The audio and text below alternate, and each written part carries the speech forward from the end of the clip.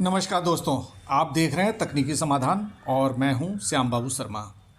दोस्तों, अगर आपके पास कोई पीडीएफ डॉक्यूमेंट है और आप उसका हिंदी से अंग्रेजी या अंग्रेजी से हिंदी अनुवाद करना चाहते हैं और वो भी सरकारी वेबसाइट से, तो ये वीडियो आपके लिए बहुत ही ज़्यादा उपयोगी होने वाला है।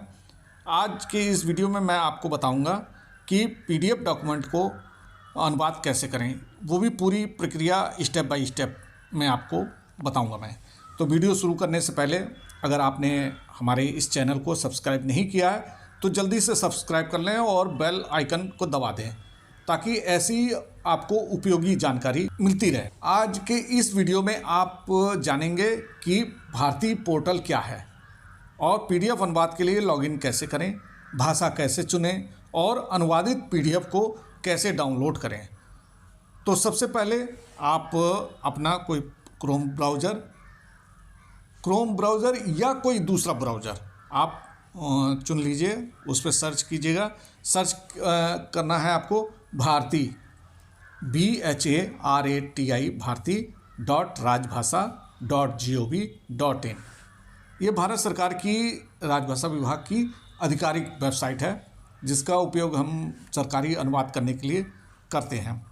वैसे तो अनुवाद करने के लिए कई साइटें हैं, मगर हम सरकारी अगर डॉक्यूमेंट का अनुवाद करना चाह रहे हैं तो आप इस वेबसाइट पे आइए। इस वक्त ये जो साइट खुल के आ रही है तो वो अभी आपको जो साइट दिख रही है सामने, उसमें केवल सोर्स लैंग्वेज लिख रहा है और टारगेट लैंग्वेज लिख रहा है और इनपुट टेक्स्ट करने के लिए कह रहा है। अगर आपने लॉगिन नहीं किया है तो अगर आप पहले से ही उपयोग करता हैं तो आप लॉगिन कीजिएगा। अगर आप नए हैं तो आप इसको साइन अप कीजिएगा। तो आप साइन अप पे, जैसे मैं अभी नया हूँ तो मैंने साइन अप पे इसको क्लिक किया है और साइन अप करने के लिए फिर आपका यहाँ पर क्रिएट अकाउंट पे मुझे क्लिक करना है।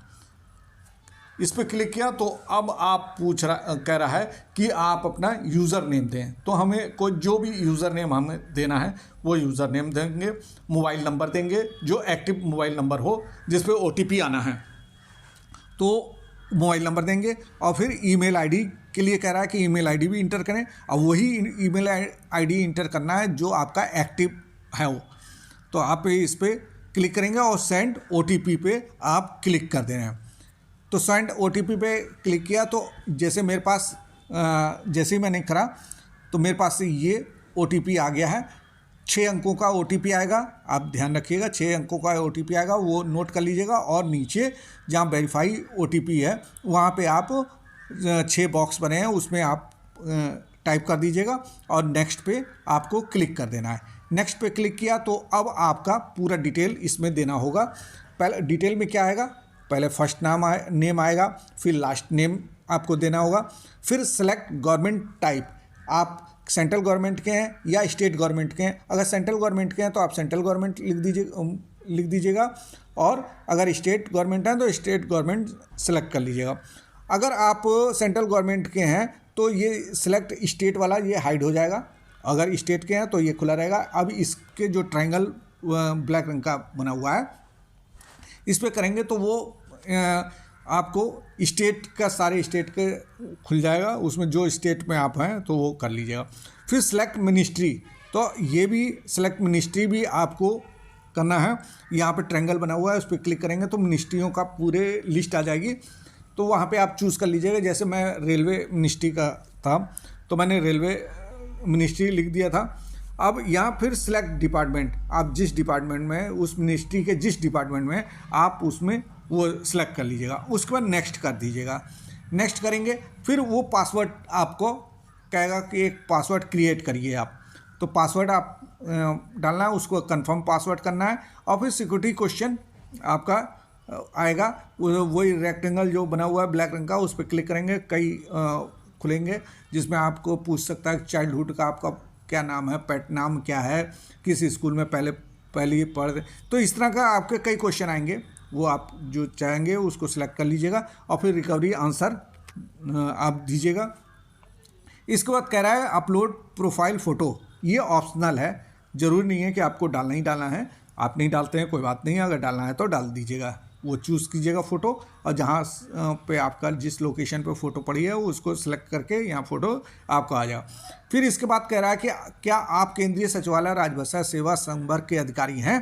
अगर हैं तो यस करिएगा, नहीं है तो नो करिएगा। इसको कैप्चा भरने के लिए कहेगा, कैप्चा भर दीजिएगा और क्रिएट अकाउंट पे आपको क्लिक करना है, और जैसे करेंगे तो आपका रजिस्ट्रेशन सक्सेसफुल हो जाएगा। अगर कुछ कमी होगी तो हो सकता है कि इसमें कुछ कहेगा कि नहीं वो चीज़ ठीक करो, अगर सब कुछ ठीक है तो वो सक्सेसफुल रजिस्ट्रेशन हो जाएगा। अब आपका ये सिलेक्ट लैंग्वेज कह रहा है, तो आप अगर सेंट्रल गवर्नमेंट के हैं तो हिंदी इंग्लिश से ही काम चलना है केवल। अगर आप स्टेट गवर्नमेंट के हैं तो हिंदी इंग्लिश और उस स्टेट का लैंग्वेज का आपको इसमें कर देना है। और ये रेक्टेंगल जो ब्लैक रंग का उसमें लैंग्वेज की पूरी लिस्ट आएगी, आप चूज़ कर लीजिएगा।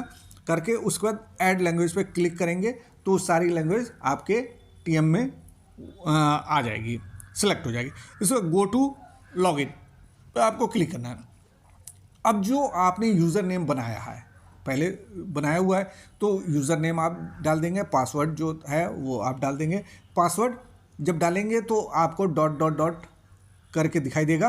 अगर आप चाहते हैं कि दिखाई दे मेरा पासवर्ड क्या मैंने डालना हो, तो जो आई का चिन्ह बना हुआ है इस पर आप क्लिक कर देंगे तो वो पासवर्ड दिखने लगेगा। इसको कैप्चा भरिएगा और लॉगिन कर लीजिएगा। लॉगिन करेंगे तो यहाँ पर आपका वेलकम बैक का आ जाएगा, और जो आपने यूज़र आईडी बनाई हुई है तो यूज़र आईडी का नाम यहाँ पे दिखाई देगा। जैसे मेरा बना हुआ है श्याम GKP, और मैंने कब करा है 5 जनवरी का, आज ही मैं वीडियो बना रहा हूँ। इसके बाद आपको जो फाइल इसमें रखनी है जिसका ट्रांसलेशन करना है, तो ये 4 डॉट आपका दिखाई दे रहा है, इस पर आप क्लिक करेंगे। 4 डॉट क्लिक करेंगे तो एक इस तरह का मीनू खुल के आएगा। आपका पहले वाला जो ए लिखा हुआ उस पर आपको क्लिक करना है। क्लिक करेंगे तो वो आपका इस तरह खुल के आएगा, और आपका कहेगा show TM creation, new folder, my folders. तो आप इसको जो आप चाहते हैं करिएगा। वैसे नया टीएम अगर क्रिएट करना है तो आप इस वाले पे क्लिक करिएगा। आप इस पे क्लिक करेंगे तो फिर ये खुलेगा 2 और इसमें ऑप्शन आएगा ऐड टीएम या क्रिएट टीएम। तो मुझे नया क्रिएट करना है तो मैं क्रिएट टीएम पे मैंने क्लिक किया, और फिर इसका टीएम का नाम ये आपको रखना ही नहीं, क्योंकि इसमें स्टार लिखा हुआ है तो टीएम का नाम देना ज़रूरी है। टीएम का नाम दीजिएगा। सोर्स लैंग्वेज क्लिक करके आप भर लीजिएगा। अगर इंग्लिश से हिंदी करना है तो इंग्लिश सोर्स में आ जाएगा और टारगेट हिंदी आ जाएगी। और इसी तरह जो भी आप चाहेंगे वो लैंग्वेज आपका सोर्स लैंग्वेज दीजिएगा, टारगेट लैंग्वेज दीजिएगा, और क्रिएट टीएम पे आपको क्लिक कर देना। अब इसके बाद जो फाइल है, जैसे मैंने दिया हुआ था कि मुझे सोर्स लैंग्वेज इंग्लिश और टारगेट लैंग्वेज हिंदी करा था, मैंने चूज़ किया था। तो इसके बाद वो जो फाइल का आपको ट्रांसलेशन करना है वो चूज़ फाइल करिएगा।